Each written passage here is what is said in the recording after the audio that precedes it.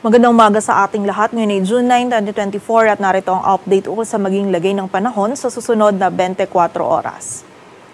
Patuloy pa rin umiiral ang southwest monsoon o habagat dito sa kanlurang bahagi ng Luzon kung saan ngayon at maging sa mga susunod na araw ay magdudulot pa rin ito ng mga kalat-kalat na pag-ulan, pagkilat at pagkulog dito yan sa bahagi ng Palawan. So pag-ingat po para sa ating mga kababayan dyan sa posibilidad ng mga pagbaha at pagguho ng lupa. Samantala, sa nalalabing bahagi naman po ng ating bansa ay patuloy tayong makaranas ng bahagyang maulap hanggang sa maulap na kalangitan.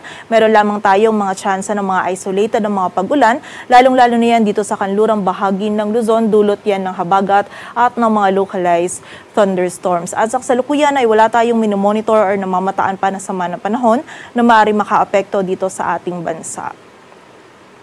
At para nga sa baging lagay ng panahon ngayong araw ng linggo, dito sa Metro Manila maging sa nalalabing bahagi pa ng Luzon, maliban na po yan sa area ng Palawan, ay makakaranas tayo ng bahagyang maulap hanggang sa maulap na kalangitan.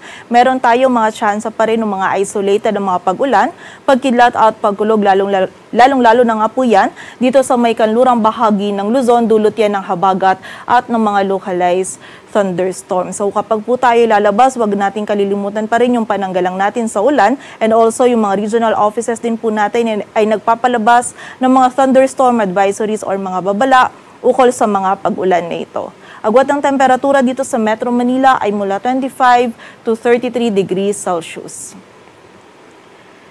Samantala sa bahagi naman ng Palawan ngayong araw ay makakaranas pa rin po tayo ng mga kalat-kalat na pag-ulan, pagkidlat at pagkulog na dulot ng habagat. At sa buong bahagi nga po ng Visayas at Mindanao ngayong araw ay meron lamang tayong mararanasan ng mga isolated na mga pag-ulan, dulot yan ng mga localized thunderstorms. And during severe thunderstorms, posible pa rin po tayong makaranas ng mga katamtaman hanggang sa mga malalakas na pag-ulan na maaaring magdulot ng pagbaha at pagguho ng lupa. So pag-ingat pa rin po para sa ating mga kababayan. Agwat ang temperatura sa Cebu ay mula 26 to 33 degrees Celsius at sa Davao naman ay 25 to 33 degrees Celsius. At para naman sa lagay ng dagat baybayin ng ating bansa, wala po tayong nakataas na gale warning, kaya malayang makapalaot yung mga kababayan natin mga isda, pati na rin yung may mga maliliit na sasakyang pandagat.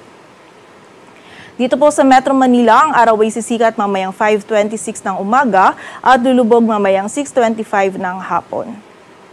Patuloy po tayo magantabay sa updates na ipapalabas ng Pag-asa, at para sa mas kumpletong impormasyon, bisitahin ang aming website pag-asa.dost.gov.ph. At yan po muna ang latest dito sa Weather Forecasting Center ng Pag-asa. Grace Castañeda, magandang umaga po.